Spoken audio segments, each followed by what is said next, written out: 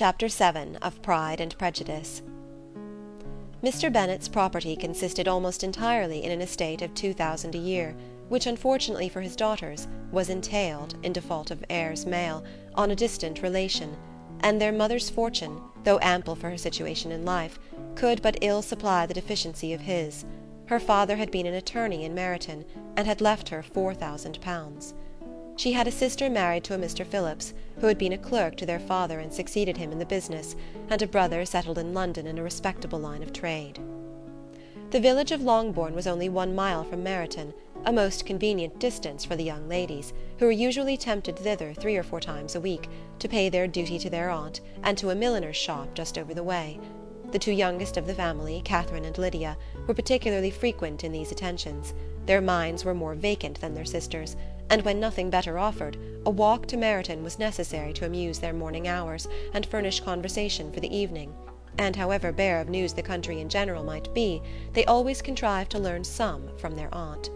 At present, indeed, they were well supplied both with news and happiness by the recent arrival of a militia regiment in the neighbourhood. It was to remain the whole winter, and Meryton was the headquarters. Their visits to Mrs. Phillips were now productive of the most interesting intelligence. Every day added something to their knowledge of the officers' names and connections. Their lodgings were not long a secret, and at length they began to know the officers themselves. Mr. Phillips visited them all, and this opened to his nieces a store of felicity unknown before. They could talk of nothing but officers, and Mr. Bingley's large fortune, the mention of which gave animation to their mother, was worthless in their eyes when opposed to the regimentals of an ensign. After listening one morning to their effusions on this subject, Mr. Bennet coolly observed, "From all that I can collect by your manner of talking, you must be 2 of the silliest girls in the country. I have suspected it some time, but I am now convinced." Catherine was disconcerted, and made no answer, but Lydia, with perfect indifference, continued to express her admiration of Captain Carter, and her hope of seeing him in the course of the day, as he was going the next morning to London. "I am astonished, my dear," said Mrs. Bennet, "that you should be so ready to think your own children silly. If I wish to think slightingly of anybody's children, it should not be of my own, however." "If my children are silly, I must hope to be always sensible of it." "Yes, but as it happens, they are all of them very clever." "That is the only point, I flatter myself, on which we do not agree. I had hoped that our sentiments coincided in every particular, but I must so far differ from you as to think our 2 youngest daughters uncommonly foolish." "My dear Mr. Bennet, you must not expect such girls to have the sense of their father and mother. When they get to our age, I dare say they will not think about officers any more than we do.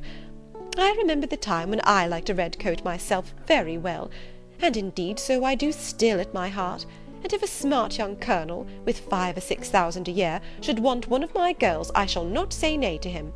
And I thought Colonel Forster looked very becoming the other night at Sir William's, in his regimentals." "Mamma," cried Lydia, "my aunt says that Colonel Forster and Captain Carter do not go so often to Miss Watson's as they did when they first came. She sees them now very often standing in Clark's library." Mrs. Bennet was prevented replying by the entrance of the footman with a note for Miss Bennet. It came from Netherfield, and the servant waited for an answer. Mrs. Bennet's eyes sparkled with pleasure, and she was eagerly calling out while her daughter read. "Well, Jane, who is it from? What is it about? What does he say? Well, Jane, make haste and tell us. Make haste, my love." "It is from Miss Bingley," said Jane, and then read it aloud. "My dear friend, if you are not so compassionate as to dine to-day with Louisa and me, we shall be in danger of hating each other for the rest of our lives, for a whole day's tete-a-tete between 2 women can never end without a quarrel. Come as soon as you can on receipt of this. My brother and the gentlemen are to dine with the officers. Yours ever, Caroline Bingley." "With the officers?" cried Lydia. "I wonder my aunt did not tell us of that." "Dining out," said Mrs. Bennet. "That is very unlucky." "Can I have the carriage?" said Jane. "No, my dear, you had better go on horseback, because it seems likely to rain, and then you must stay all night." "That would be a good scheme," said Elizabeth, "if you were sure that they would not offer to send her home." "Oh, but the gentlemen will have Mr. Bingley's chaise to go to Meryton, and the Hursts have no horses to theirs." "I had much rather go in the coach." "But, my dear, your father cannot spare the horses, I am sure. They are wanted in the farm, Mr. Bennet, are they not?" "They are wanted in the farm much oftener than I can get them." "But if you have got them to-day," said Elizabeth, "my mother's purpose will be answered." She did at last extort from her father an acknowledgment that the horses were engaged. Jane was therefore obliged to go on horseback, and her mother attended her to the door with many cheerful prognostics of a bad day. Her hopes were answered. Jane had not been gone long before it rained hard. Her sisters were uneasy for her, but her mother was delighted. The rain continued the whole evening without intermission. Jane certainly could not come back. "This was a lucky idea of mine indeed," said Mrs. Bennet more than once, as if the credit of making it rain were all her own. Till the next morning, however, she was not aware of all the felicity of her contrivance. Breakfast was scarcely over when a servant from Netherfield brought the following note for Elizabeth. My dearest Lizzie, I find myself very unwell this morning, which I suppose is to be imputed to my getting wet through yesterday. My kind friends will not hear of my returning till I am better. They insist also on my seeing Mr. Jones. Therefore do not be alarmed if you should hear of his having been to see me. And excepting a sore throat and headache, there is not much the matter with me. Yours, etc. "Well, my dear," said Mr. Bennet, when Elizabeth had read the note aloud, "if your daughter should have a dangerous fit of illness, if she should die, it would be a comfort to know that it was all in pursuit of Mr. Bingley, and under your orders." "Oh, I am not afraid of her dying. People do not die of little trifling colds. She will be taken good care of. As long as she stays there, it is all very well. I would go and see her if I could have the carriage." Elizabeth, feeling really anxious, was determined to go to her, though the carriage was not to be had. And as she was no horsewoman, walking was her only alternative. She declared her resolution. "How can you be so silly," cried her mother, "as to think of such a thing in all this dirt? You will not be fit to be seen when you get there." "I shall be very fit to see Jane, which is all I want." "Is this a hint to me, Lizzie," said her father, "to send for the horses?" "No, indeed, I do not wish to avoid the walk. The distance is nothing when one has a motive, only 3 miles. I shall be back by dinner." "I admire the activity of your benevolence," observed Mary, "but every impulse of feeling should be guided by reason, and in my opinion exertion should always be in proportion to what is required." "We will go as far as Meryton with you," said Catherine and Lydia. Elizabeth accepted their company, and the 3 young ladies set off together. "If we make haste," said Lydia as they walked along, "perhaps we may see something of Captain Carter before he goes." In Meryton they parted.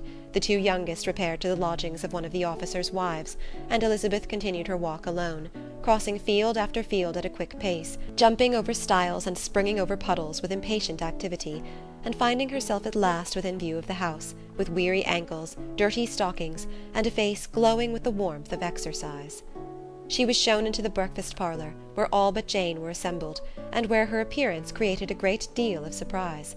That she should have walked 3 miles so early in the day, in such dirty weather, and by herself, was almost incredible to Mrs. Hurst and Miss Bingley, and Elizabeth was convinced that they held her in contempt for it. She was received, however, very politely by them, and in their brother's manners there was something better than politeness, there was good humour and kindness. Mr. Darcy said very little, and Mr. Hurst nothing at all. The former was divided between admiration of the brilliancy which exercise had given to her complexion, and doubt as to the occasions justifying her coming so far alone. The latter was thinking only of his breakfast. Her inquiries after her sister were not very favourably answered. Miss Bennet had slept ill, and though up, was very feverish, and not well enough to leave her room. Elizabeth was glad to be taken to her immediately, and Jane, who had only been withheld by the fear of giving alarm or inconvenience from expressing in her note how much she longed for such a visit, was delighted at her entrance. She was not equal, however, to much conversation, and when Miss Bingley left them together, could attempt little besides expressions of gratitude for the extraordinary kindness she was treated with. Elizabeth silently attended her. When breakfast was over they were joined by the sisters, and Elizabeth began to like them herself when she saw how much affection and solicitude they showed for Jane. The apothecary came, and having examined his patient, said, as might be supposed, that she had caught a violent cold, and that they must endeavour to get the better of it, advised her to return to bed, and promised her some draughts. The advice was followed readily, for the feverish symptoms increased, and her head ached acutely. Elizabeth did not quit her room for a moment, nor were the other ladies often absent. The gentlemen being out, they had, in fact, nothing to do elsewhere. When the clock struck 3, Elizabeth felt that she must go, and very unwillingly said so. Miss Bingley offered her the carriage, and she only wanted a little pressing to accept it, when Jane testified such concern in parting with her that Miss Bingley was obliged to convert the offer of the chaise to an invitation to remain at Netherfield for the present. Elizabeth most thankfully consented, and a servant was dispatched to Longbourn to acquaint the family with her stay, and bring back a supply of clothes. End of chapter 7.